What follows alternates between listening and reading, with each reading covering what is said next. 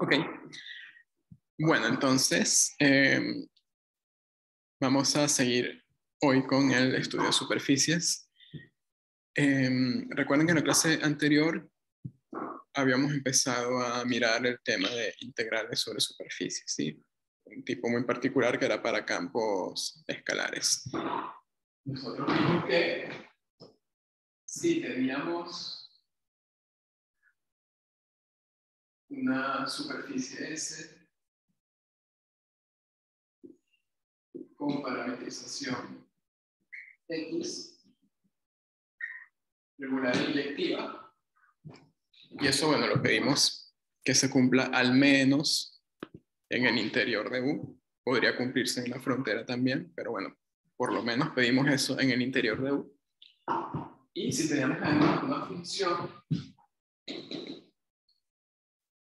definida en dominio, vamos a llamarlo D, y este dominio contiene a la superficie, en particular le puedo definir la función, un campo escalar en cualquier punto de la superficie.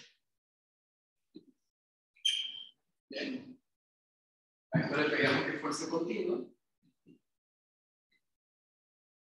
Entonces, bueno, uno podía definir un tipo de integral más general que el integral doble que se estudió en el curso pasado, que es la llamada integral de superficie, ¿sí? Que no es otra cosa que una integral doble calculada con la ayuda de la parametrización de la superficie, ¿sí? Una cosa que vimos fue que esto uno lo define como símbolo integral doble. Una integral doble sobre U de f compuesto con x de U, b por la norma de este producto vectorial diferencial de U, diferencial de U. ¿Sí? Por eso dice que, uno dice que las integrales de superficie son una generalización de las integrales dobles. Bien. Uno calcula integrales de dos variables sobre dominios que no son subconjuntos del plano R2, sino cosas que se construyen a partir de este tipo de conjuntos mediante un campo escalar de R2 a R3, que son las llamadas parametrizaciones. ¿Ok? La construcción de este concepto, bueno, echamos un poco el cuento de que era parecido al concepto integral de línea de campos escalares, era una suma de Riemann, pero esta vez de dos variables. Uno tomaba particiones de dos intervalos al mismo tiempo y formaba una especie de reticulado en el dominio. Y esto, acá, era el cálculo del volumen entre la gráfica del campo escalar y la superficie. ¿Sí? Bueno, entonces, ¿qué era lo que ocurría? Bueno, esto es el análogo para superficies de lo que vimos anteriormente como integral de línea de un campo escalar. ¿Sí? Que esto a su vez era una generalización de la integral unidimensional que vieron en el primer curso de cálculo. Ahora bien, había otro tipo de integral de línea que se construía para campos escalares, que también se conocía como circulación. ¿Sí? Entonces, bueno, ¿quién va a ser el análogo para superficies de este tipo de integral? Bueno, eso no lo podemos saber todavía. ¿Por qué no? Bueno, porque una cosa que vimos para el tipo integral era que dependía de la orientación según la cual uno recorriese la curva. ¿Sí? Si uno quiere un análogo a nivel de superficies de eso, uno tiene que saber primero cómo orientar una superficie. ¿Ok? Acá vamos a ver este tipo de integral ahora para campos vectoriales, pero ese concepto depende de la orientación que uno considere sobre la superficie y, sobre todo, si la superficie sobre la cual estoy trabajando es orientable, para empezar. ¿Ok? Entonces, bueno, una vez que sepamos cómo se orienta una superficie, qué significa que una superficie esté orientada,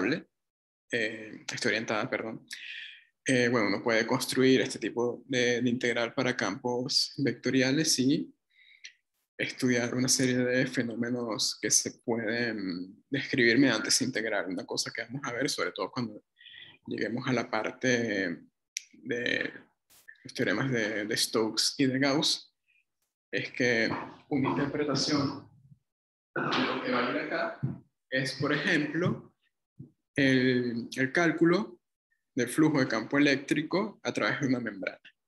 ¿Sí? Así como esta integral tenía como una de sus interpretaciones físicas el cálculo del trabajo que realiza un campo de fuerzas para mover una partícula a lo largo de una curva, o una pokebola, hasta el Pokémon que quieran atrapar, como aparecía en ¿cómo se llama? En el cuestionario. Bueno, esto también va a tener ese concepto que vamos a ver, ya será para el lunes que viene, tiene interpretaciones también a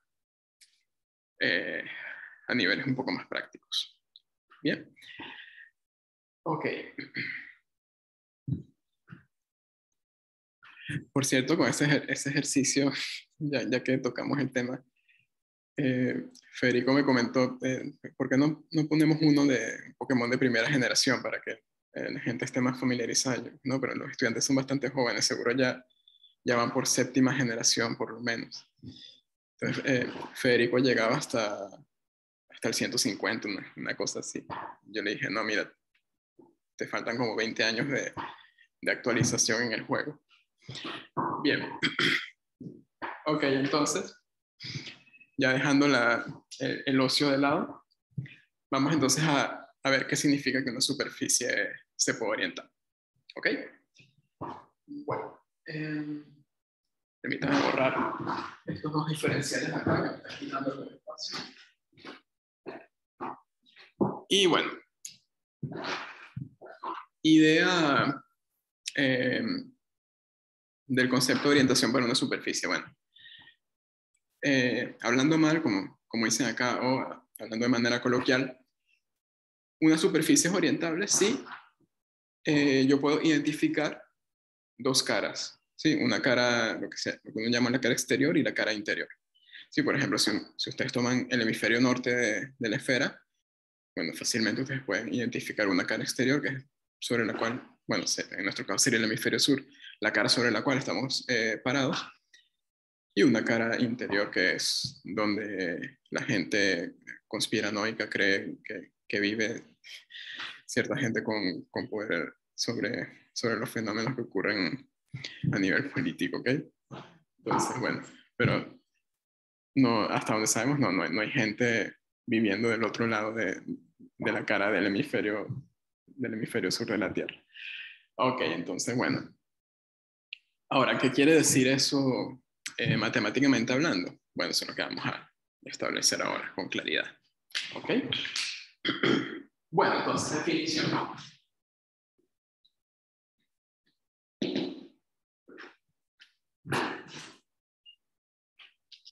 Así como uno definía la orientación para curvas a través del campo de vectores tangentes que uno podía colocar a lo largo de esa curva, siempre y cuando uno tuviera una parametrización regular para poder hacer eso mediante vectores no nulos, las orientaciones para superficies se construyen mediante campos normales. ¿Ok? Entonces, bueno, primero que todo hay que ver qué significa que un vector sea normal a una superficie. Bien, entonces...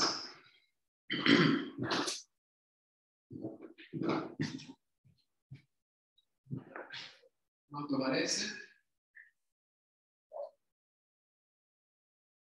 Acá. Es una superficie paramétrica con una parametrización que sea inyectiva y regular. ¿Sí? Por lo menos en el interior del dominio 1. Entonces, ¿qué significa que un vector sea normal a la superficie. Bueno, vamos a tomar n, un vector en R3, ¿sí? No nulo. Entonces uno dice que n es normal a S si el producto escalar de n con b es igual a 0 para todo vector b en el plano, normal a S en P, un punto P perteneciente a la superficie. Sí, el producto escalar B con B es 0 para todo B perteneciente al plano tangente a la superficie en el punto P. ¿Sí? Recuerda, tienen una superficie paramétrica. Si es regular, uno puede construir plano tangente en cualquier punto que uno considere sobre la superficie. ¿Sí? Por ejemplo, si el punto está acá, construimos el plano tangente allí. Y un vector va a ser normal a la superficie en ese punto si es perpendicular al plano tangente que pasa por P. Entonces, acá tendríamos el n. Ese n va a ser ortogonal a cualquier p que uno considere en ese plano. ¿Ok? Bueno, significa que n es normal a S en el punto P. Bien. Entonces, bueno, sabiendo lo que es un vector normal, uno ya puede hablar de orientación. ¿Okay?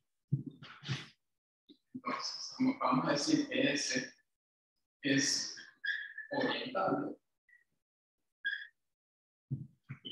si admite una orientación.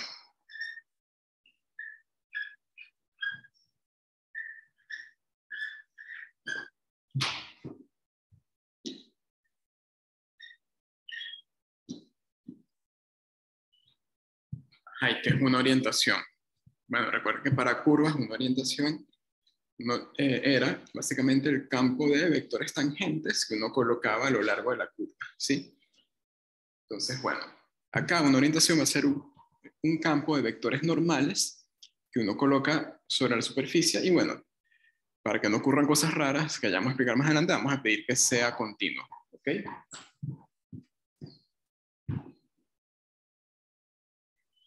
Entonces, una orientación va a ser un campo vectorial continuo. Vamos a llamarlo N. El dominio va a ser la superficie. Y el codominio va a ser R3. Entonces, un campo vectorial continuo de la superficie R3, tal que N de P es normal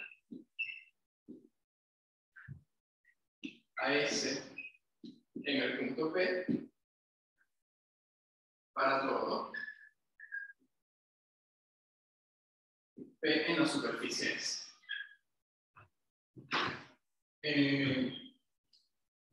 Por cierto, vamos a pedir normal y unitario también, sí, que el vector tenga norma 1. Se olvide colocarlo acá.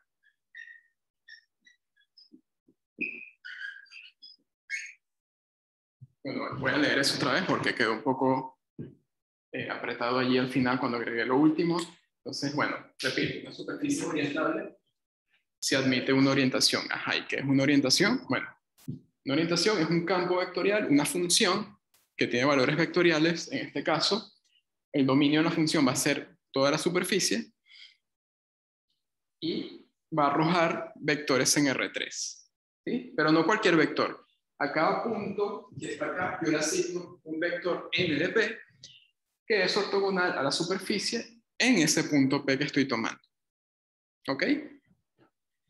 Y bueno, además, el vector va a tener, vamos a pedir que tenga norma 1. Bien, entonces, y además no puede ser cualquier campo vectorial. Ese campo vectorial tiene que ser continuo. Entonces, bueno, vamos a tratar de explicar qué significa eso geométricamente, ¿sí? Sobre todo la parte de continuidad. Entonces, primero, imagínense la idea de superficie orientable, pero la coloquial que les mencioné al principio. Imagínense una superficie cualquiera con dos caras. ¿Sí? Por ejemplo, este hemisferio. ¿Ok? Entonces, bueno, yo quiero construir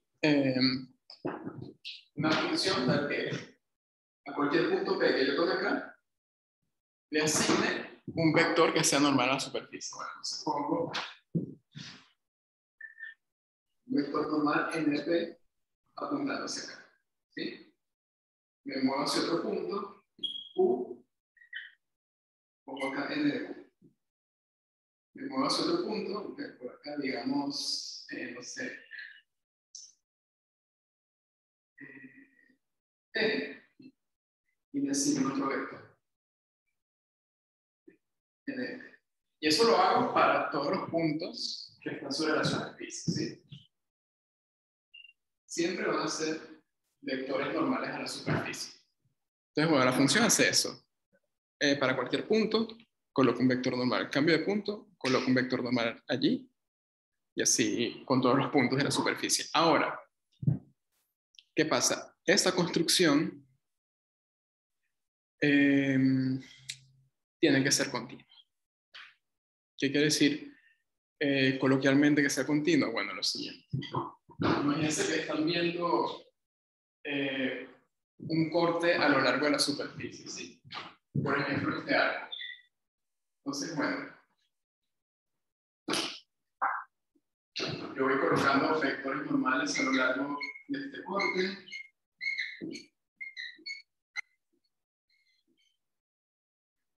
Esa asignación va a ser continua si en ningún momento ocurre que de repente yo esté haciendo esta colocación así y pase un punto muy cercano al último donde coloqué el vector y ahora tengo un vector normal pero apuntando hacia la parte interior que encierra la superficie, ¿sí? Si ocurre esto, hay un rompimiento de la continuidad para esta asignación. ¿Ok?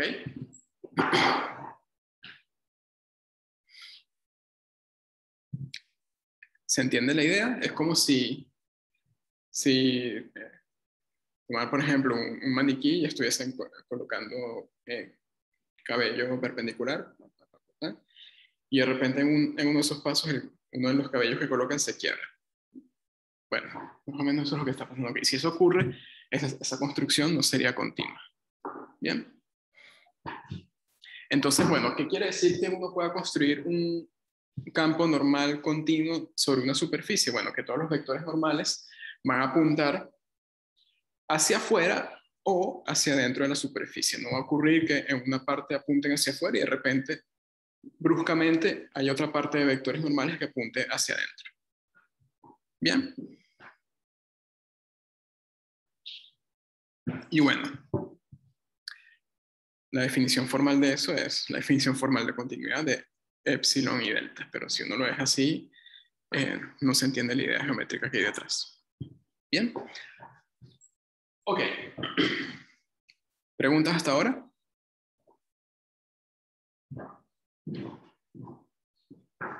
¿Cómo vamos?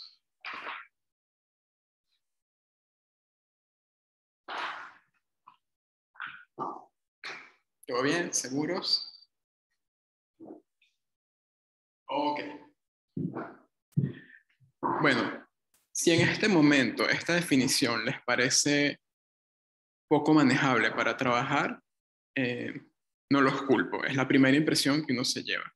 Es como que, a ver, supongamos que me dan una superficie parametrizada cualquiera y me preguntan si esa superficie es orientable o no. Entonces, a ver, ¿cómo yo hago para construir un campo normal sobre esa superficie que sea continuo, ¿no? Entonces, bueno, uno piensa que esta construcción es como que un poco arbitraria, porque la definición me dice que existe algún campo normal continuo, pero no me dice cómo se construye ni nada, ¿sí? Entonces, bueno, uno se imagina el proceso de probar que una superficie es orientable como un poco eh, arbitrario, en el sentido de que en principio no parecería que no tiene muchas pistas para encararlo. Pero bueno, en la práctica las cosas no son así, afortunadamente. Construir un campo normal continuo se puede hacer únicamente de dos maneras, ¿ok? Y se hace mediante la parametrización. Entonces, si tenemos una superficie que es orientable con parametrización, esto siempre se puede construir, ¿ok? Eso es lo que vamos a ver ahora. De hecho, lo vamos a demostrar. Bien. Entonces, ¿dónde está la idea de eso último que acabo de decir? Bueno, supongamos que tenemos acá nuestra superficie, vamos a trabajar con esto mismo que está acá. Le damos una parametrización inyectiva irregular. ¿Sí? Y bueno, supongamos que nos piden, vamos a llamar mejor a este señor Q, nos da un punto de arbitrario y nos pide construir un vector normal allí, ¿sí? Vamos a olvidarnos por un momento de la condición de que sea unitario. Bueno, a ver, ¿de dónde viene la idea de vector normal? Bueno, es un vector que yo voy a colocar acá y que sea ortogonal al plano tangente a la superficie en ese punto, ¿sí? Ajá. Ahora, yo tengo una parametrización. Yo sé cómo se construye el plano tangente a partir de una parametrización, ¿sí? Yo tengo que considerar dos vectores bastante especiales. Esos vectores me van a generar el plano tangente. ¿Cuáles vectores son esos? Bueno, voy a considerar al que llamamos X sub Q en P y el otro X sub P en P. ¿Sí? Eran los vectores de derivada parcial de la parametrización. Esos dos señores me generan el plano tangente a S que pasa por P. ¿Bien? Ahora, el producto vectorial de estos dos, por propiedades del producto vectorial, va a ser ortogonal a esos dos, a los dos generadores del plano tangente. Pero bueno, si es ortogonal a los dos generadores, es ortogonal a cualquier vector P que consideremos en el plano tangente. ¿Sí? Ah, bueno, entonces este señor satisface lo que me están diciendo acá. Pero además quiero que ese campo normal que vamos a construir de esta manera sea de vectores unitarios. Ah, bueno, lo que hacemos es, como esto siempre, al tener una parametrización regular, va a ser diferente de cero, yo lo puedo dividir por su norma. ¿Sí?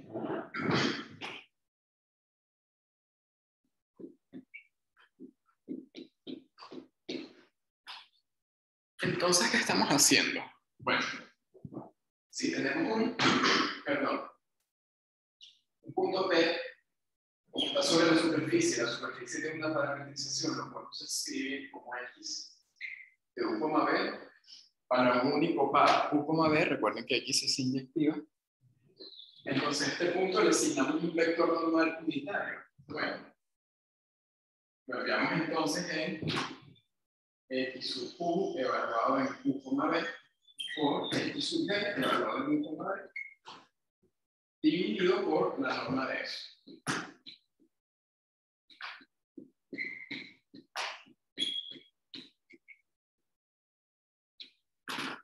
¿Sí? Y de esa manera yo estoy construyendo sobre la superficie un campo de vectores normales unitarios. Si esa construcción que hice ahí, esa función, esa asignación es continua, entonces vamos a tener una superficie orientable.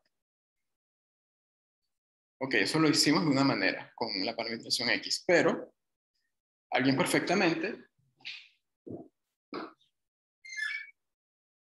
puede colocar un signo menos allí, ¿sí? seguiría siendo un campo de vectores normales, pero apuntando en la otra dirección. ¿Ok? Entonces este proceso, siempre que uno tiene una superficie orientable, se puede hacer de dos maneras. Tomando ese vector o colocándole un signo negativo. Bien. Bueno, todo eso que les acabo de comentar ahora llega al siguiente resultado, que nos va a decir, palabras más, palabras menos, qué es lo que uno debe hacer a la hora de chequear si una superficie es orientable o no. Bien. Entonces, bueno, vamos a borrar esto.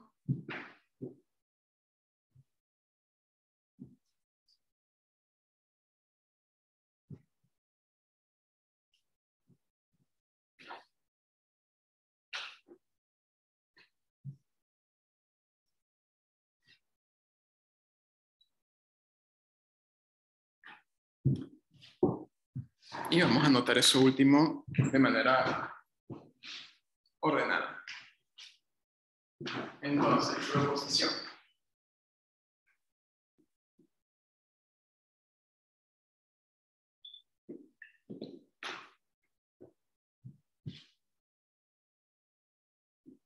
Vamos a tomar S, una superficie paramétrica con parametrización inyectiva irregular.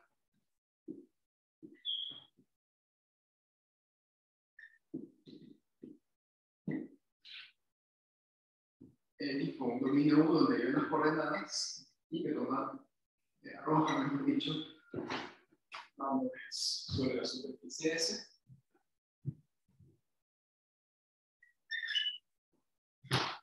Poner además que U es conexo. Sí, recuerda, el conjunto es conexo, sí, siempre que tome dos puntos en él, puedo encontrar una curva paramétrica que los conecte y que esté contenida en el conjunto. ¿Bien? Entonces, la parametrización inyectiva regular con dominio conexo. Y el resultado dice lo siguiente. Si n de SMR3 es una combinación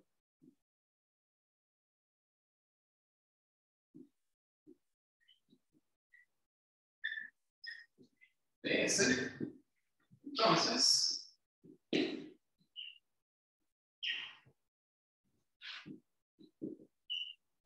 existe sigma igual a 1 o sigma igual a menos 1 P n de cualquier punto, es decir, x de v es igual a sigma por x de u en u, b por x sub b de u, b dividido entre la norma.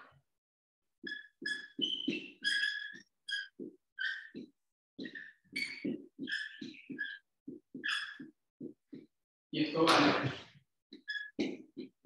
para todo u, b en u. ¿Sí? ¿Qué está diciendo este resultado? Bueno, muy sencillo. Si yo tengo una superficie orientable con parametrización X, y si además considero alguna orientación N, entonces esa orientación va a ser o esto de acá, va a ser únicamente esto, o lo mismo, pero con el signo negativo para cualquier par U, B que consideren el dominio, ¿sí? Es decir, las orientaciones son solamente de dos tipos. O así, o con el signo menos. No hay más. ¿Ok? Entonces, ¿qué hace uno en la práctica cuando quiere probar que una superficie es orientable? Bueno, uno construye esta función de variables u y b. Si es continua, entonces la superficie es orientable. Si no, no es orientable. Ya está. ¿Se entiende la idea?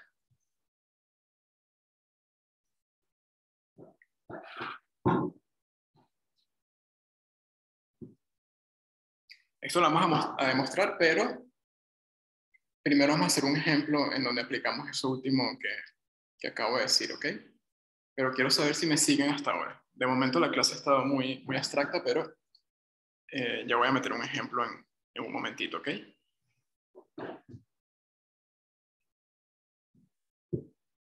¿Todo bien entonces? Bueno, cualquier cosa me avisa.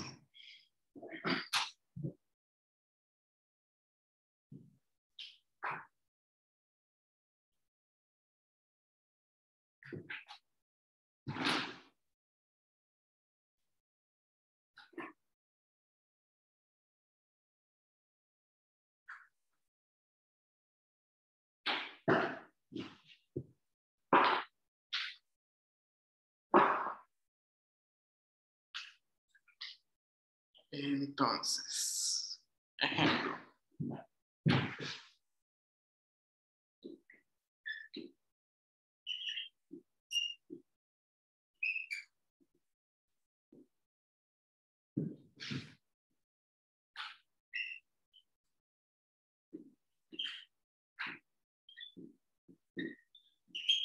La esfera unitaria S2 es oriental.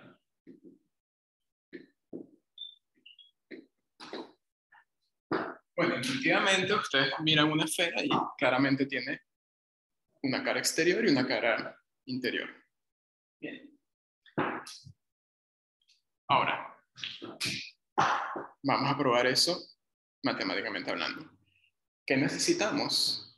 Bueno, necesitamos una parametrización que sea regular e inyectiva en el interior del dominio de la parametrización, ¿sí?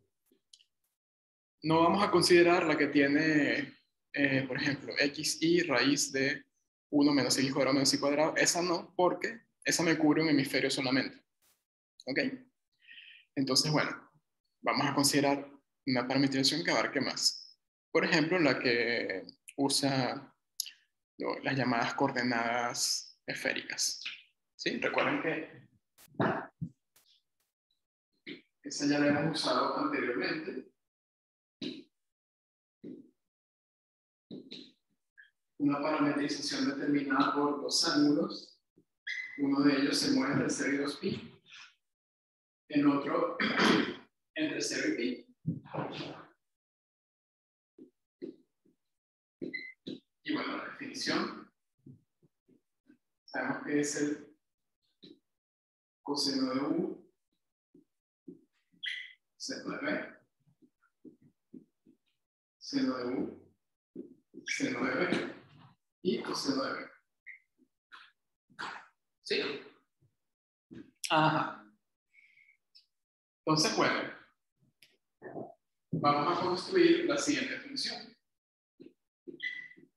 A todo par de variables lo vamos a enviar en xu por xb partido por la norma.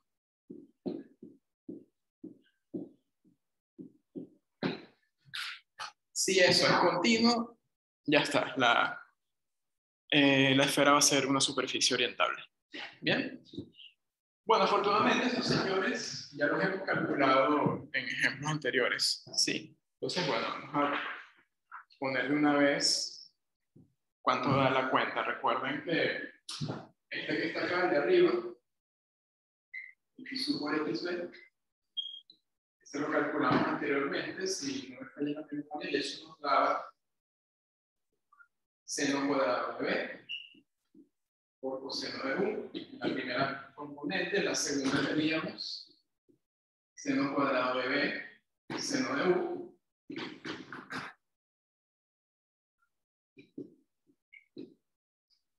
Y en la tercera componente, coseno de b, seno de b.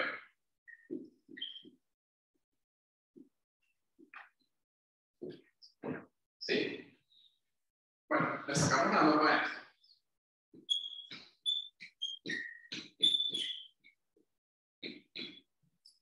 Entonces, esto al cuadrado más esto al cuadrado más esto al cuadrado. Entonces, esto era seno a la 4 de b coseno al cuadrado de u. Me parece que esta cuenta ya la hicimos antes, pero no importa, la volvemos a hacer. Esto es la norma. Seno a la 4 de b seno al cuadrado de u más coseno al cuadrado de b seno al cuadrado de b. Tenemos eso aquí entonces, y hay cosas que se pueden simplificar, ¿cierto? Seno a la 4 lo podemos sacar por seno a la 4 por coseno cuadrado más seno cuadrado de 1. Entonces esto es seno a la 4 de b más seno cuadrado de b coseno cuadrado de b. Entonces podemos sacar seno al cuadrado como factor común.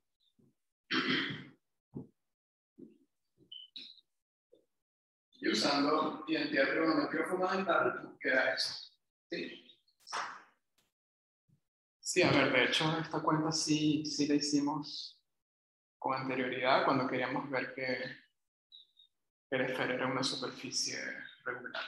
Bien. Ok, entonces, bueno, definimos el campo normal n de v de esta manera. Esto, que lo tenemos acá calculado, dividido por la norma que nos dio seno cuadrado. ¿Ok? Ponemos una vez lo que da. Esta componente la dividimos por el seno cuadrado, entonces queda coseno de u. Esta componente la dividimos por seno cuadrado, queda seno de u. Esta componente la dividimos por seno cuadrado. Y a ver.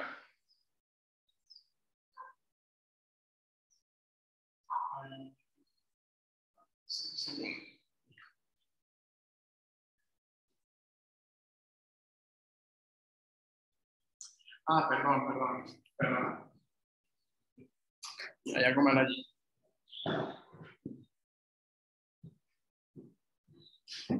Esta es la norma al cuadrado. ¿Ok? Ojo. Entonces la norma, vamos a colocarlo acá claro. La norma es la raíz de eso.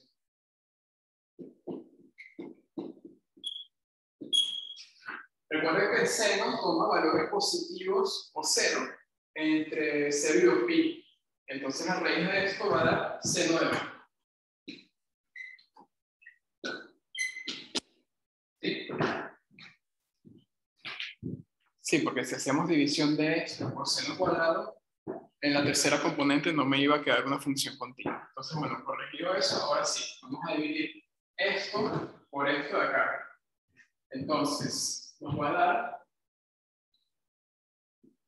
seno de b por el coseno de u, seno de b por el seno de u, y coseno de b en la última.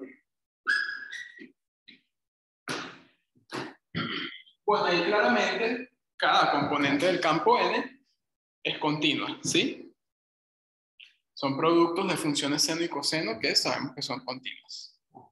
Al ser las tres componentes continuas, todo el campo vectorial es continuo. Entonces, este n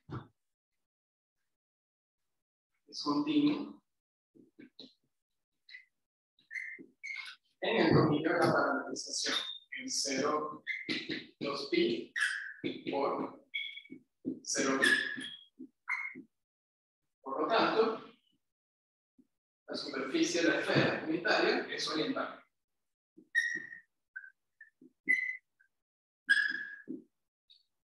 ¿Por qué es orientable? Concluimos, bueno, fuimos capaces de construir un campo de vectores normales unitario, continuo, sobre la superficie. A saber, este de acá. ¿Bien? Profe, ¿Sí? ¿Esto pasa para cualquier parametrización que yo tome? Bueno, siempre y cuando sea regular Ah, e inyectiva, sí, sí. está bien. Ujú.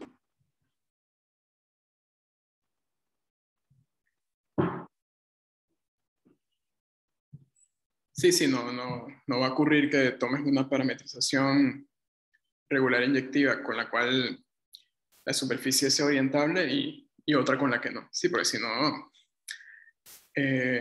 la teoría sería matemáticamente inconsistente.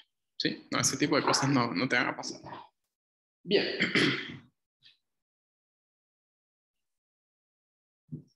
Y bueno, lo que está ocurriendo allí es que si tomas otra parametrización, puedes ver que son lo que vimos en la clase anterior, regularmente equivalentes. Y bueno, si son regularmente equivalentes, quizás esta construcción con la otra parametrización, usando la composición con la función cambio de coordenadas, sí, la cosa se va a seguir comportando bien con esa otra parametrización. Bien. Bien, gracias. Ok, entonces, bueno, quedó claro, ¿no? Porque hay una pregunta, perdón, que no la vi. Eh, José, excelente pregunta. José pregunta, les leo, ¿es casualidad que el campo haya quedado igual a la parametrización? No, no es casualidad. Eso se puede ver geométricamente.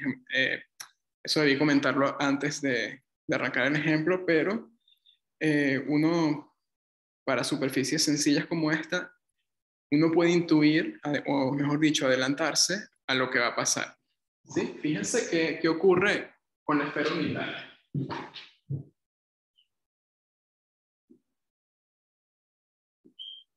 José se dio cuenta que el campo normal coincide con la parametrización. ¿Ok? Recuerden que la parametrización me da la posición de un punto sobre la superficie. ¿Sí? Si tengo un punto acá en la esfera unitaria, y es una posición, bueno, el vector que conecta a ese punto con el origen. ¿Sí? Ese vector tiene norma 1 porque estamos sobre la esfera unitaria. ¿Ok?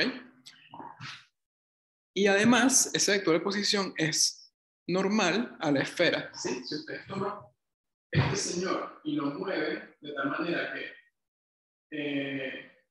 el punto inicial quede ahora sobre P, les queda claramente un vector normal. Bien. Entonces, para construir el campo normal, lo que hacen es tomar el vector de posición y lo mueven al punto P. ¿Sí? Siempre que agarran una esfera y consideran el segmento que une a cualquier punto con el radio, toman ese segmento y lo sacan de la esfera sin inclinarlo hacia ningún lado, lo que resulta es un vector normal a la esfera. ¿Sí? Es como lo que ocurría bajando una dimensión con, con el vector de posición de cualquier punto de la circunferencia unitaria. Este vector siempre era ortogonal al campo tangente. Entonces, bueno, si esto es ortogonal al campo tangente, lo muevo para acá, va a ser normal también. ¿Sí? Recuerden que para la circunferencia unitaria,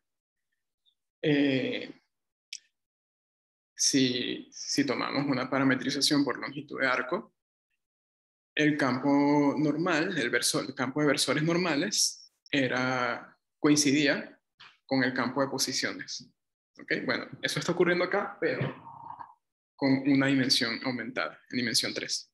Entonces, no es casualidad. Eso uno lo puede ver mirando la geometría de la superficie que estamos trabajando.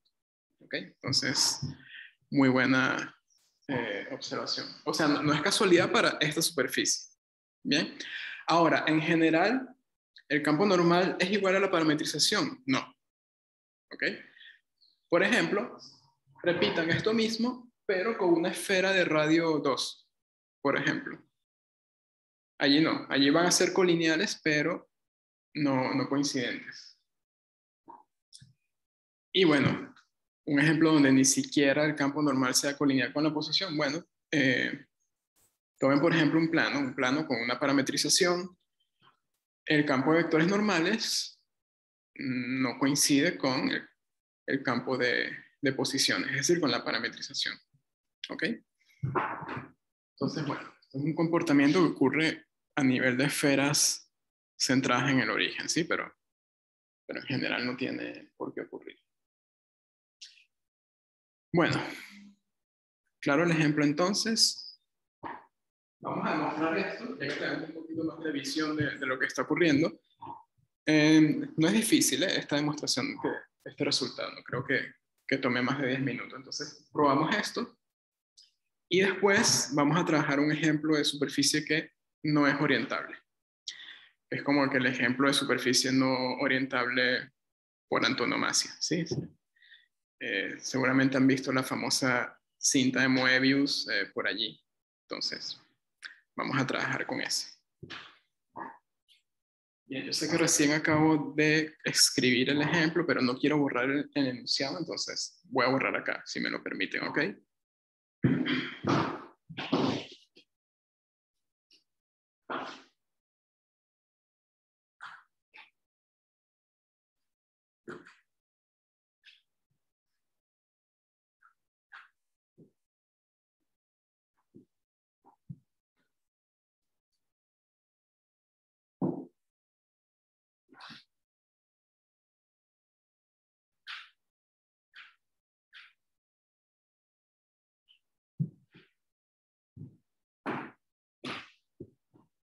Muy bien.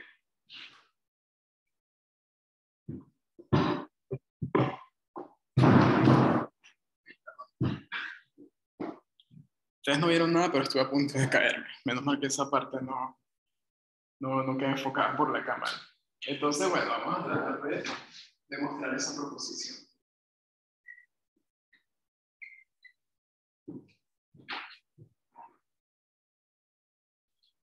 Entonces, bueno, vamos a leerlo otra vez, ¿sí? Tenemos una superficie paramétrica con su parametrización inyectiva irregular, sí, perfecto, todo bonito, con dominio conexo. Ya vamos a ver por qué nos piden que el dominio sea conexo, ¿sí? Eso se puede apreciar dentro de la misma prueba. Y bueno, nos dan una orientación cualquiera y nos dicen, mira, la orientación va a ser o esto o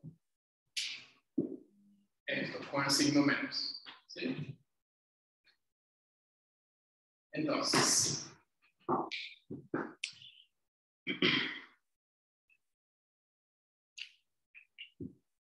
nos van a probar eso. Bueno, sabemos que NDP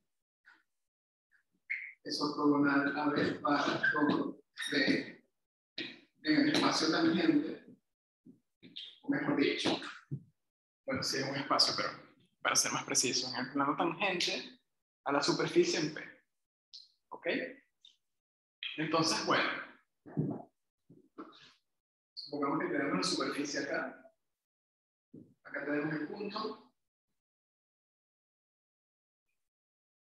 Y esto es un vector normal al plano tangente, ¿sí? Normal y unitario.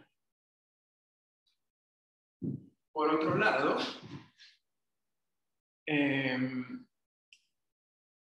tenemos otro vector, vamos a llamarlo n minúscula, dado de esta forma.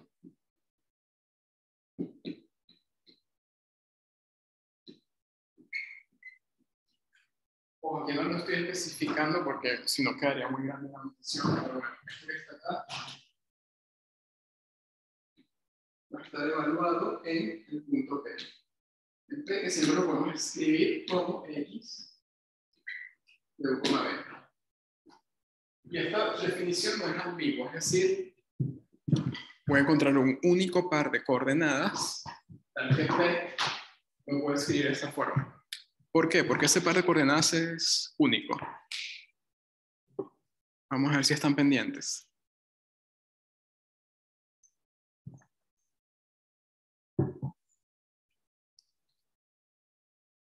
Exactamente, José, porque aquí es inyectivo, ¿sí?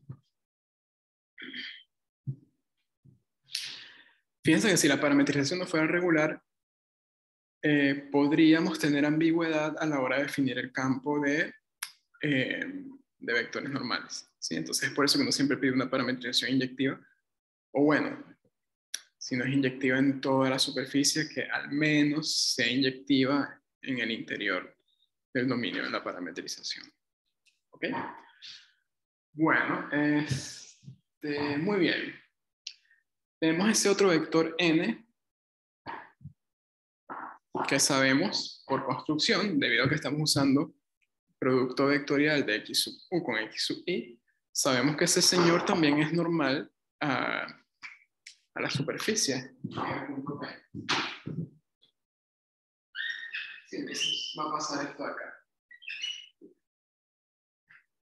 Y repito, eso último que dibujé allí es la única relación entre n y n de p. Sí, este dibujo lo que nos dice es que n de p es igual a n. Son dos vectores que son normales a la superficie, es decir, ortogonales al plano tangente que pasa por P y que tienen norma 1.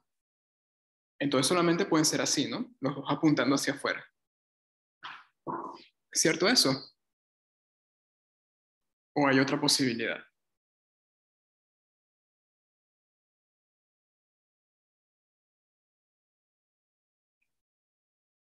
Si es n minúscula, exactamente, Juan.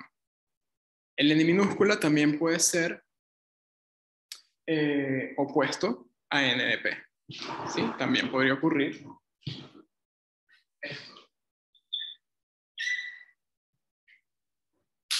Entonces, en este caso, lo que se tendría es que n de p es igual a menos n.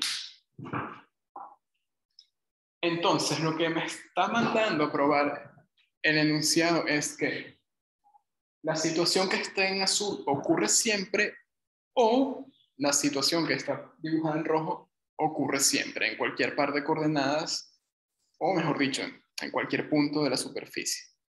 ¿Ok? No va a ocurrir que en una parte de la superficie ocurra esto y de repente yo me muevo un poquito y ocurre esto otro. ¿Por qué no va a ocurrir eso? Bueno, porque este señor que está acá, o señora, mejor dicho, porque es la orientación, ese campo vectorial, recuerden que es continuo, ¿sí? Entonces la continuidad de esta función es lo que nos va a ayudar a demostrar que a lo largo de la superficie o siempre se tiene esto o siempre se tiene esto, ¿sí? No hay ninguna otra posibilidad en donde las situaciones estén combinadas, por así decirlo. ¿Ok? Ahora, para probar eso, permítanme que voy a hacer un argumento un poquito técnico, ¿sí? Tampoco es tan complicado, pero bueno, básicamente lo que vamos a hacer es usar una construcción auxiliar para probar eso último. ¿En qué consiste la construcción auxiliar? Bueno, lo siguiente. Vamos a considerar una función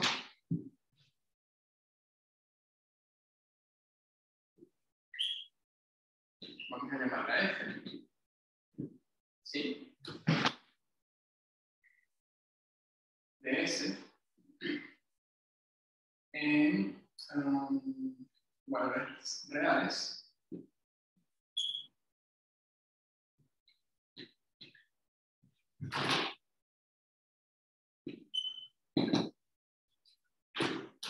o bueno, mejor dicho, para ser más claros. La función va a tener dominio U con valores reales. Un campo escalar que vamos a definir de la siguiente manera. F de U, B lo vamos a definir como la norma de n evaluado. Recuerden que n está definido en la superficie. ¿Y cómo se escriben los puntos de la superficie? Como x de U, B. Sí, entonces esto va a ser n de x de u, b más sigma por x de u de u, b, producto vectorial x sub b de u, b, partido por la norma de eso.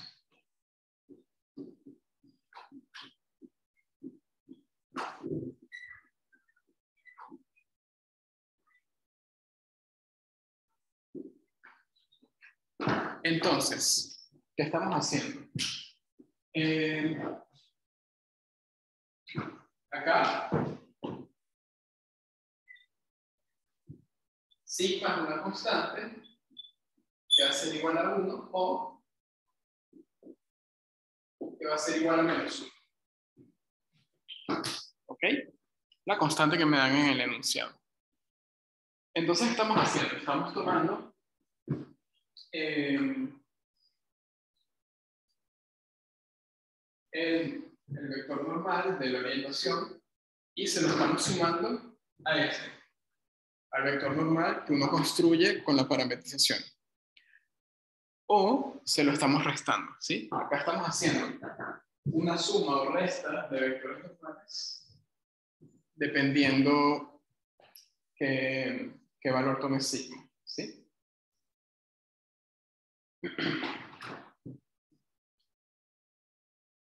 Bien. Entonces, permítanme un momento. Vamos a borrar acá.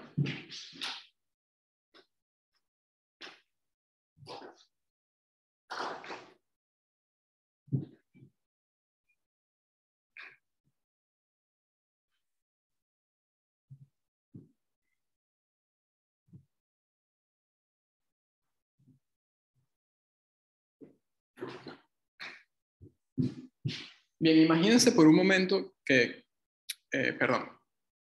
olvídense por un momento de que sigma toma valores 1 o menos 1, ¿sí? Simplemente piensen en sigma como una constante cualquiera, ¿ok? Les pregunto, esa f que está allí, ¿es una función continua? A ver qué me dicen. Tenemos esto más una constante por esto y le sacamos la norma. ¿Hay continuidad allí o no? ¿Ustedes qué creen?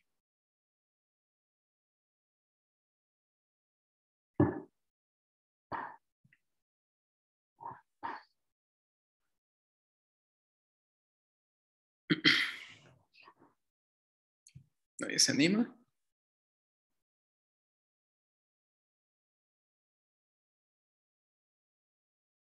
Pueden intervenir con el micrófono también si se tardan escribiendo o algo. Vamos por partes entonces, ya que no los veo muy despiertos hoy. Este n de x de v es continua.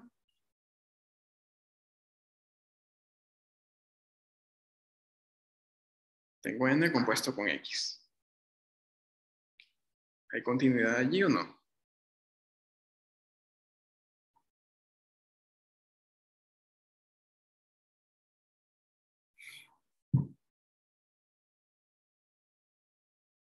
¿Qué les pasa hoy? Que están como apagaditos.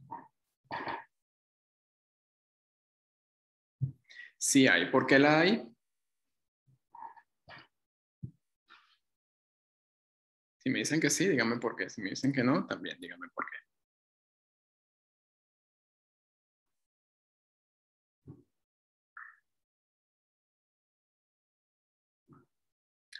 Exactamente. Bueno, es más que eso, Joaquín. Primero, la n grande es una función continua, sí, por ser orientación. Sí, perfecto. Eso viene incluido de gratis en la definición de orientación. Ahora, la x es continua, sí, porque x es una parametrización regular dentro de las condiciones que involucran la definición de regularidad, se tiene la continuidad de x. Entonces, por ese lado, esta composición es una función continua. Ahora, esto que está acá, ese producto vectorial partido por la norma, ¿es continua? O mejor dicho, el numerador y el denominador para usar la propiedad del cociente. ¿Son funciones continuas?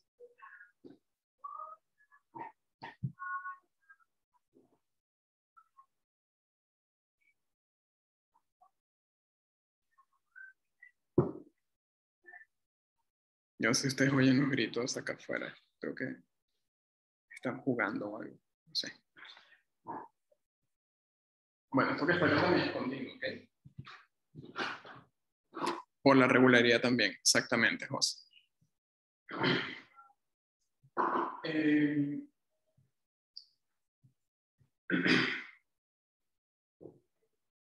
Entonces, bueno, vemos allí una suma de funciones continuas. La norma de eso es una función continua, ¿ok?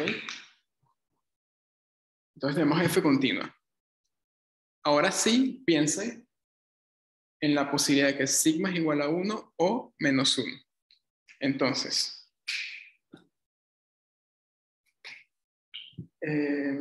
si sigma es igual a 1, ¿qué ocurre? Bueno, en ese caso vamos a estar sumando este vector normal al lado tangente con este vector normal al lado tangente y que están apuntando en la misma dirección. Entonces, en ese caso, como ocurre esto, como son coincidentes, me va a quedar acá 2 veces este señor. Y como el vector tiene norma 1, ¿cuánto me da toda esta norma al final? Bueno, vamos a escribirlo por acá. Y tendríamos que esto va a ser igual a la norma de 2n de xv. ¿Sí? Y bueno, como n es unitario, esto vale 2. Y esto está ocurriendo para todo v en 1. Y ahora, si sigma es menos 1, ¿cuánto vale f de u, b? Estoy tomando nx u y se lo estoy restando, ¿sí? Ocurre esto que está acá. Bien, entonces allí nos queda la norma de 0. Y eso es 0. Entonces, ¿qué está ocurriendo? Bueno, como f es continua, se va a tener que f de u, b es igual a 2 para todo v en u o 0 para todo v en u. Ojo, esto ocurre por la continuidad de f y además porque u es conexo. ¿Sí? Si tiene una función, a ver, como es conexo, esta es una función que toma 2 valores constantes, ¿sí? O 0 o 2. Pero como u es conexo, no puede ser que valga 0 en una parte y valga 2 en otra. ¿Ok? Entonces, o vale 0 en todo u o vale 2 en todo u por conexidad. ¿Bien? Entonces, o sea, no va a ser una función a trozos. Bueno. Se tiene finalmente que f es 0 o 2. Bien, entonces en ese caso, si f es igual a 2, uno tiene que n de x de u, b es igual a n. Si f es igual a 0, n de x de v es menos 0. ¿Sí? Entonces la orientación solo puede ser de 2 tipos.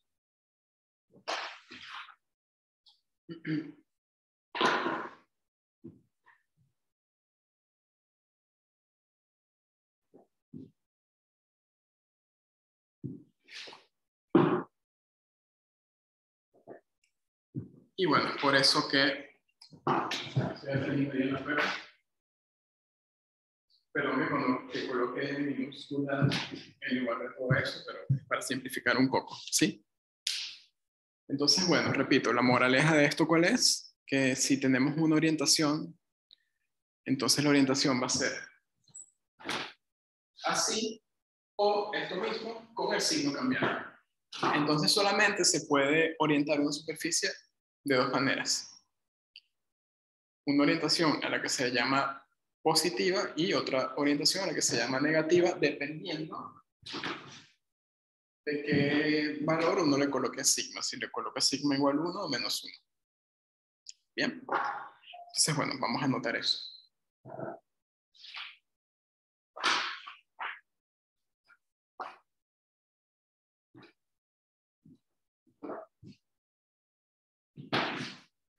Permítame borrar acá.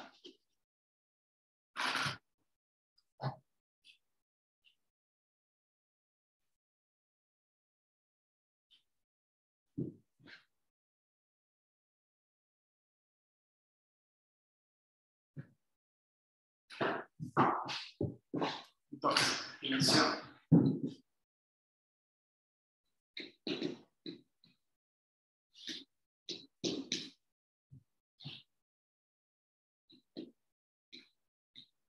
Vamos a tomar una superficie orientable. Permítanme escribirlo como un par S, X, donde X es la parametrización inyectiva irregular que uno escoja para trabajar.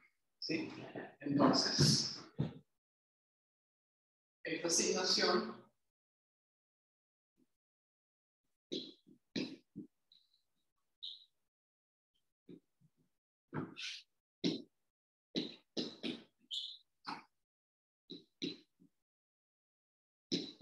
definida de esta manera.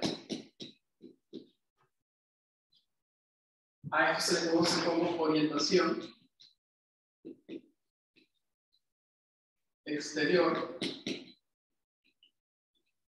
o positiva.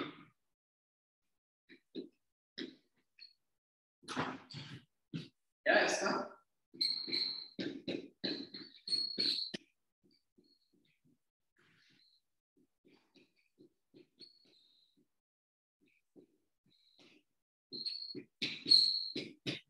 Se le conoce como orientación interior o negativa.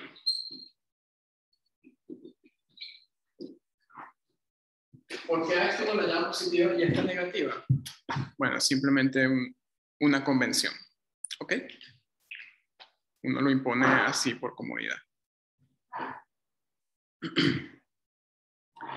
Pero bueno, dependiendo de lo que es el fenómeno que están estudiando en alguna superficie determinada, ustedes escogen con cuál orientación van a trabajar.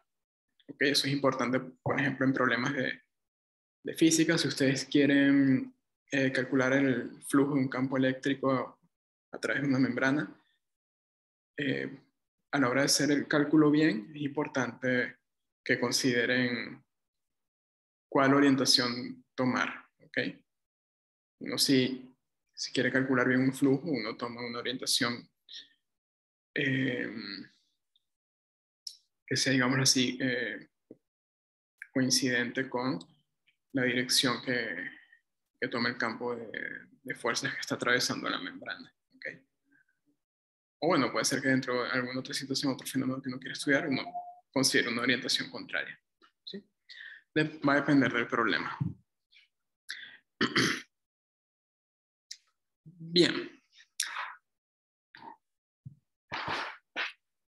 Vamos a cerrar la clase de hoy, pero no el tema de orientación como un ejemplo de superficies no orientables, ¿sí? Porque todavía no sirve el tema de orientación, porque cuando uno habla de orientación, uno también puede trabajar con orientación en el borde de una superficie, ¿sí? Pero eso no lo quiero tocar todavía. Vamos a hablar de orientaciones en el borde y de orientaciones de borde compatibles con la orientación de la superficie cuando nos toque ver el teorema de Green, ¿ok? Eso ya será para la semana próxima. Entonces, bueno, para no marearnos un poco con eso y después volverlo a repetir cuando toque el teorema de Green, vamos a dejarlo para el teorema de Green. Y vamos a trabajar en este tiempo que queda en dar un ejemplo de una superficie que no es orientable, ¿sí? Este ejemplo, que se conoce como cinta o banda de Moebius, es bastante conocido cuando uno quiere hablar de algo que no sea orientable, ¿sí?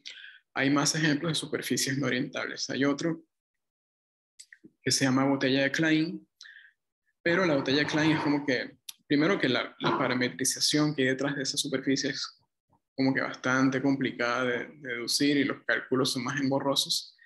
Entonces, bueno, lo pueden investigar ustedes aparte. Entonces, vamos a trabajar mejor con la cinta de Moebius. Y bueno, tampoco es que este sea muy sencillo, ¿ok?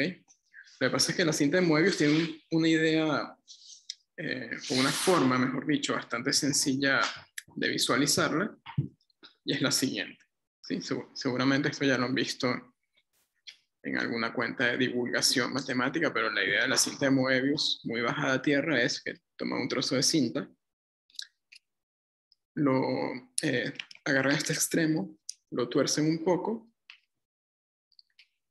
y esa torcedura, eh, una vez que la tengan, lo que hacen es conectar los bordes de la cinta. Y lo que pasa es que esta cinta es muy cortita para visualizarla.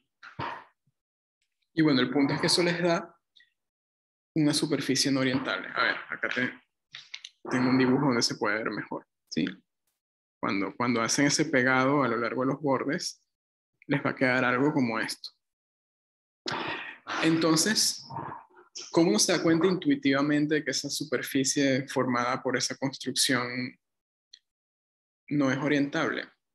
Bueno, si ustedes caminan a lo largo de esa cinta, empiezan en un punto de origen. Si caminan a lo largo de esa cinta, eventualmente van a regresar a ese mismo punto.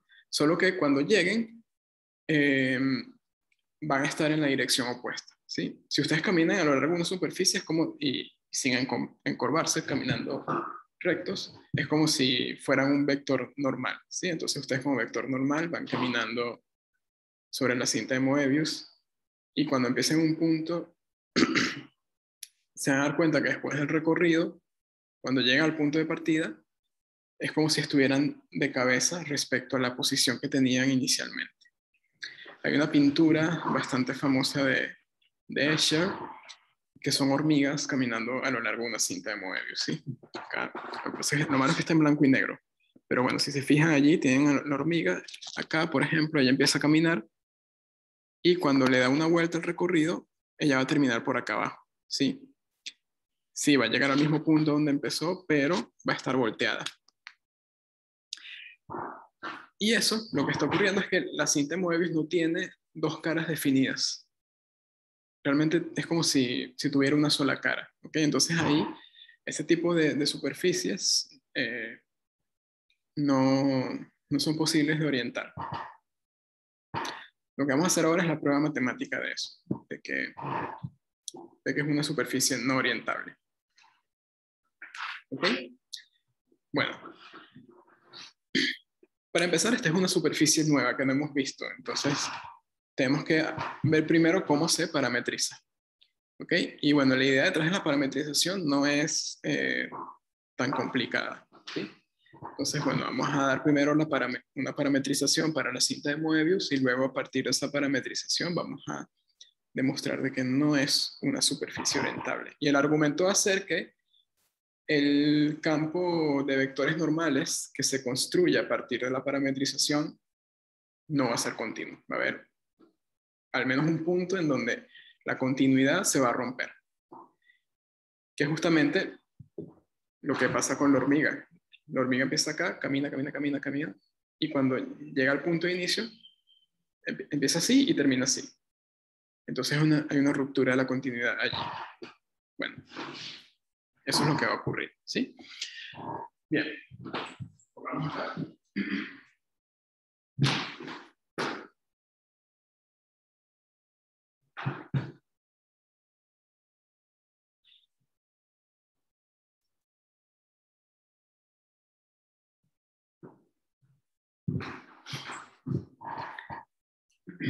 Entonces, ejemplo.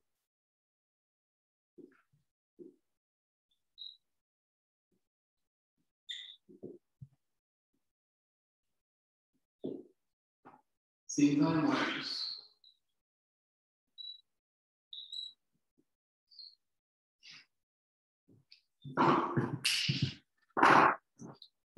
Bueno, ¿cómo se construye la parametrización? Bueno, no la parametrización, sino una parametrización para la cinta de Moebius. Bien, la construcción es la siguiente. Vamos a tomar el espacio R3. Y en él vamos a considerar la circunferencia en el plano XY de centro 0 y radio 2. ¿Ok?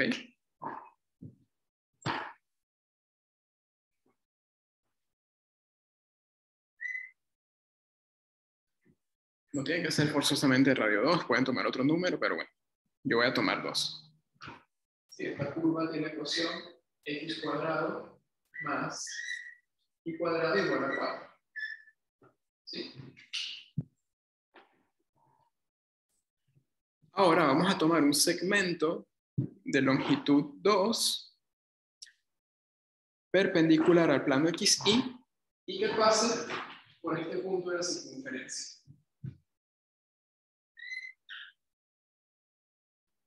Un segmento donde era el punto, perdón, que la ecuación de la circunferencia me quedó muy pegada al segmento, no era lo que quería. Entonces, esto tiene por ecuación x cuadrado más y cuadrado igual a 4. Acá vamos a considerar un segmento AB. A va a ser el punto de arriba y B el punto de abajo, simplemente para darle un nombre a los extremos, ¿ok? Y lo colocamos acá, en ese punto de la circunferencia, y de tal manera que el segmento quede pegado a la mitad y además sea perpendicular al plano XY. ¿Ok? Ahora, como si fuese una especie de timón, ese segmento lo vamos a ir moviendo a lo largo de la circunferencia y mientras hacemos ese movimiento, lo vamos a ir rotando. ¿Sí? Entonces, ¿a qué velocidad angular lo vamos a mover y rotar? Bueno, eso lo especificamos en un ratito, pero primero, imagínense que tienen el segmento, digamos este marcador, lo empiezan a mover a lo largo de la circunferencia, pero además de moverlo, ustedes van a rotar también. O sea, van a hacer esta especie de movimiento hablando un poco, en términos un poco astronómicos, de traslación y de rotación, ¿sí? Pero al mismo tiempo. Algo así. ¿Sí? Entonces, bueno, supongamos que estamos por acá, bueno, ya a este nivel, ¿no? Pintarlo un poco acá. A este nivel hemos trasladado el segmento a lo largo de la circunferencia y rotado respecto a su eje de rotación. Vamos a fijar como eje de rotación la posición que tiene, o la posición no, la dirección que tiene el segmento en su posición inicial. ¿Sí? Es decir, el eje de rotación va a ser siempre el eje que pasa por el centro del segmento y es perpendicular al plano XY. ¿Ok? Entonces, la traslación y rotación no la vamos a hacer a la misma velocidad angular.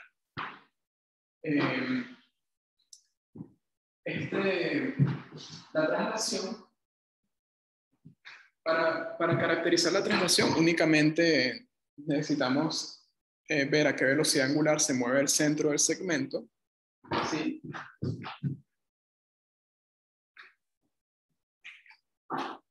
Tomamos el vector que une al centro del segmento con el centro de la circunferencia y el segmento describe un ángulo que vamos a llamar U. ¿Sí? Ahora, el movimiento de rotación del segmento respecto al eje lo vamos a hacer a la mitad de la velocidad angular de traslación. Es decir, U medios. Y si consideramos este ángulo de acá, y ese ángulo va a valer U sobre 2. Entonces, por ejemplo, si la traslación la hacemos a, digamos, 2 radianes por segundo, la rotación la hacemos 1 radián por segundo. ¿Bien? Entonces, a ver, vamos a hacer un dibujo auxiliar acá. La superficie que ese movimiento genera, fíjense que cuando U vale... piensa en esto antes de lo que iba a decir, perdón. ¿Qué ocurre cuando U vale 2pi? Bueno, para empezar, el centro del segmento va a quedar acá, ¿sí? En el punto de partida, porque 2pi, en 2pi le damos la vuelta a la circunferencia. Pero el ángulo de rotación, ¿cuánto va a valer cuando U vale 2pi? Bueno, vale pi. ¿Y qué pasa cuando el segmento lo hemos rotado respecto a su centro en ángulo pi? Lo que hemos hecho es darle la vuelta, como lo hemos colocado de cabeza, por decirlo así. Entonces, cuando terminen el movimiento de traslación, va a quedar el segmento con la misma dirección, pero con sentido contrario. Va a quedar así, B, A. Y eso que está ocurriendo allí es la idea matemática de tomar la cinta de papel, agarrar un extremo, doblarlo y pegarlo con el otro borde. Es eso. Entonces, toda la estela, digamos así, que deja el segmento al moverse, como si viera una especie de animación, todo eso, lo que queda es la cinta de Moebius. Y ese movimiento que les estoy escribiendo depende de 2 parámetros. El primero es el ángulo U, que ya lo tenemos.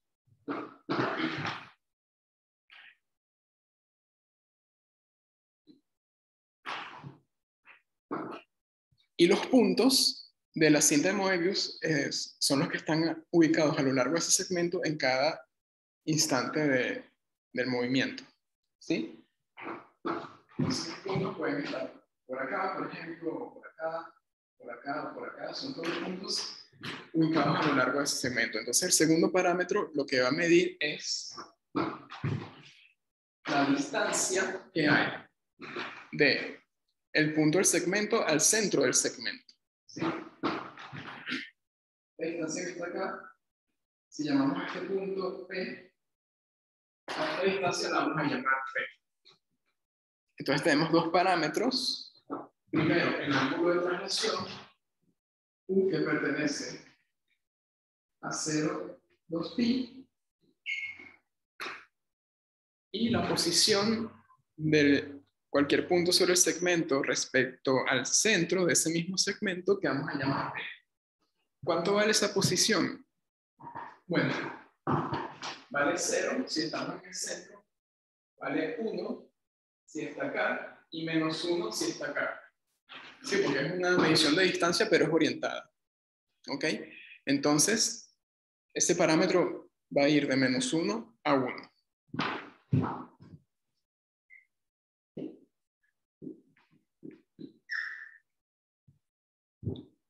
Bien.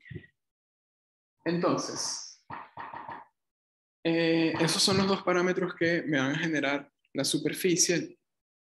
Yo les voy a colocar la fórmula final para la parametrización, y quiero que ustedes ya en casa como ejercicio traten de darse cuenta de por qué la parametrización en base a cómo se comporta U y cómo se comporta B, por qué la parametrización es esta que voy a colocar específicamente. ¿Sí? Entonces, vamos a tener X de U, B dada por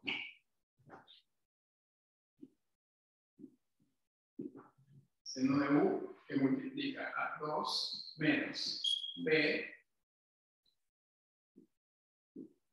seno de U medios, coma, perdón, un poquito largo, entonces voy a colocar la segunda coordenada acá abajo. Coseno de U por 2 menos B seno de U sobre 2. Y en la tercera coordenada, B por coseno de U sobre 2.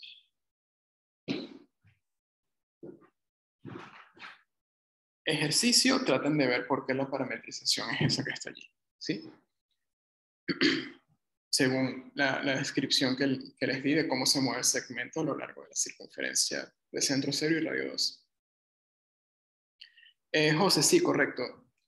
U sobre 2 es el ángulo que forma el segmento. Esta vertical, esa línea guía que es perpendicular al plano XY. Ese va a ser el eje respecto al cual uno rota.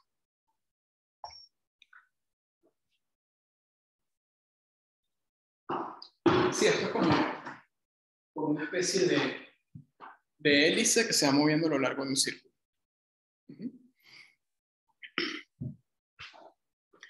Muy bien.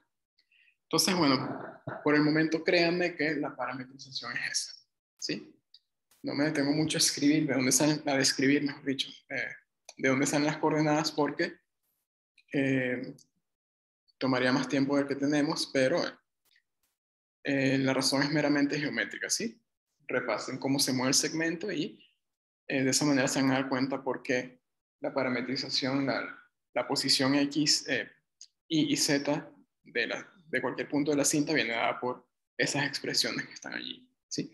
Primero fíjense por qué la coordenada Z es eso. Esa es la coordenada que uno puede ubicar más fácilmente. Y después trabajen con X o con Y, ¿sí? Por cualquiera de las dos. La otra sale de manera análoga. Bien. Vamos a ver por qué la superficie no es orientable. Entonces, para ver que no es orientable, habría que probar lo siguiente.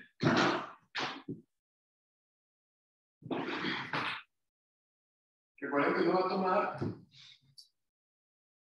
Si la superficie fuese orientable, yo puedo construir con la parametrización un campo normal continuo. Normal y unitario y continuo, ¿sí? Así, X, perdón, en el 1,b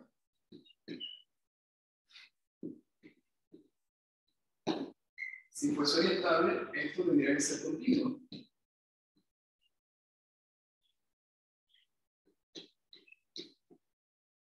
Entonces lo que hay que demostrar es que esto no es un campo normal, unitario, continuo. ¿Okay? Eso es lo que queremos ver. La pregunta es, ¿cómo?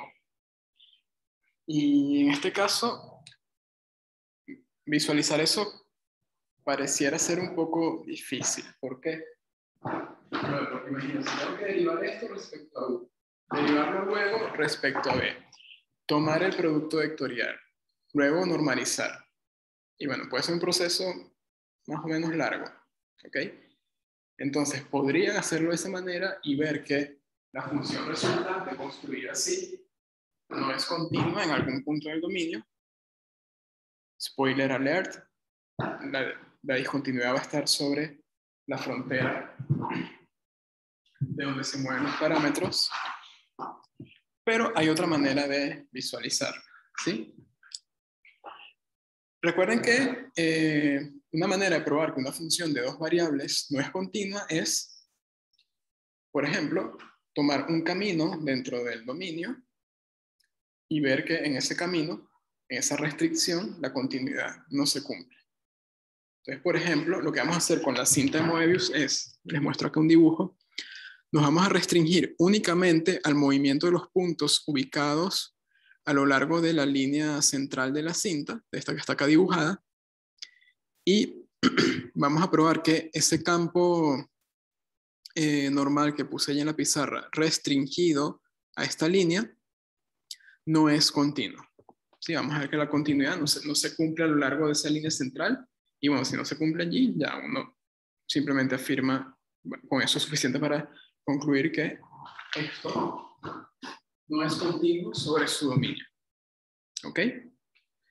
Repito, lo vamos a hacer así porque es más sencillo de realizar de esa manera. Las cuentas se simplifican un montón si uno se restringe únicamente a una ruta a lo largo de la cinta.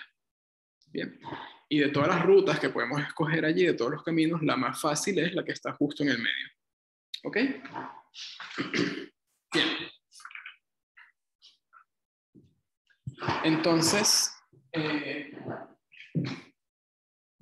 a ver, en los puntos a lo largo de cómo se obtiene en la cinta de Moebius los puntos que están sobre la línea central. Bueno, haciendo B igual a 0. ¿Sí? La línea central es justamente la circunferencia. Esos son los únicos puntos que no se mueven dentro del movimiento de rotación del segmento. ¿Sí? Quedan allí siempre los que tienen parámetro B igual a 0.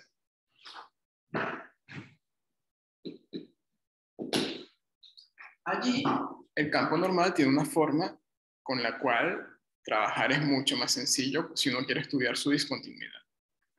¿Bien? Entonces, pongo una vez acá el cálculo. X sub U en los puntos de la forma U, 0 son así. 2 coseno de U menos 2 seno de U, 0. X sub P en los puntos de la forma U, 0. Es decir, calculamos esto y luego evaluamos en los puntos que son de esta forma. ¿Sí? En ese caso nos va a dar menos seno de U sobre 2 menos seno de U sobre 2 coseno de U sobre 2. ¿Sí? Luego toman el producto vectorial de eso en estos puntos, es decir, toman el producto vectorial de este con este. Voy a ponerle una vez cuánto da. Esto va a dar menos 2 seno de U coseno de U sobre 2 coseno de U coseno de U sobre 2 seno de U sobre 2.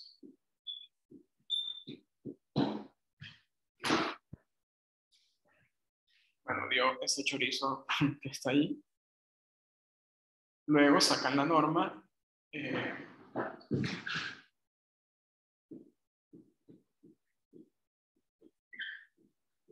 Perdón, sería la norma a lo largo de los puntos de la forma U, 0. Allí, bueno, eso va a ser 2. ¿Ok? Más o menos fácil darse cuenta de eso. Por lo cual, el campo normal a lo largo de la circunferencia generatriz de la cinta de Moebius, es decir, el campo normal evaluado en U, 0, tiene la forma menos seno de U coseno de U sobre 2 menos coseno de U, perdón, seno de U coseno de U sobre 2 y menos seno de U sobre 2. Eso que está allí no va a ser continuo. ¿Ok?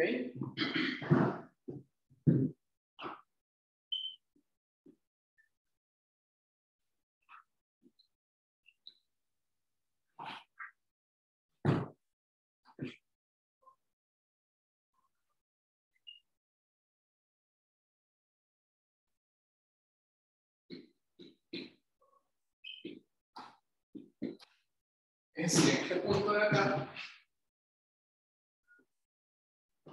esta restricción no va a ser continua. ¿Por qué? Bueno, acá, para estudiar la continuidad en este punto, ustedes pueden tomar el límite, si se aproximan por acá, cuando U tiende a 0, o si se aproximan por acá, cuando U tiende a 2pi. Entonces calculen esos dos límites, ¿sí? Para este campo, calculen el límite cuando U tiende a 0 y cuando U tiende a 2pi. Se van a dar cuenta que les da diferente. Entonces, si da diferente, no es continuo.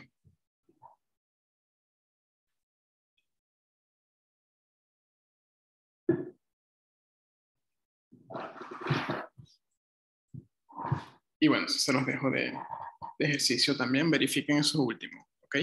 Recuerden que el campo normal tiene que ser continuo en la superficie. En todos los puntos de la superficie. En particular, tiene que ser continuo acá. En el punto 0, 2, 0.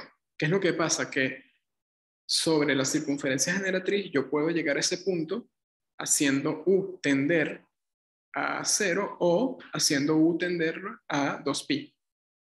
Si evalúo ambos límites, me van a dar dos vectores normales diferentes, con el sentido cambiado. Que es justamente lo que le pasa a la hormiga. La hormiga se pone a calcular su límite a lo largo de la cinta de Moebius y la pobrecita termina perdida porque empieza acá, el límite en 0, luego lo calcula para 2pi y termina volteada. Termina con un mareo impresionante. ¿Ok? Entonces, bueno, ustedes no se van a marear porque son más inteligentes que la hormiga y como buenos alumnos que son, lo van a trabajar en casa junto con el ejercicio que les dejé de la parametrización, de darse cuenta porque la parametrización tiene justamente esa expresión que les puse allí. Bueno, ese sería el ejemplo de superficie no orientable. Repito ahí.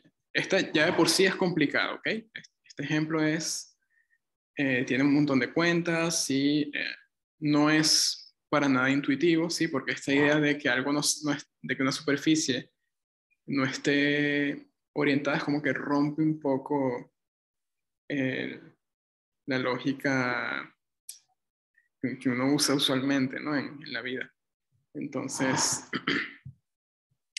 por eso me salté unos detalles, pero si no, podríamos estar una clase completa hablando solamente de la cinta de Moebius, ¿ok? Entonces, les recomiendo que hagan lo que les dejé como ejercicio. Y bueno, jóvenes, eso sería la clase de hoy, ¿sí?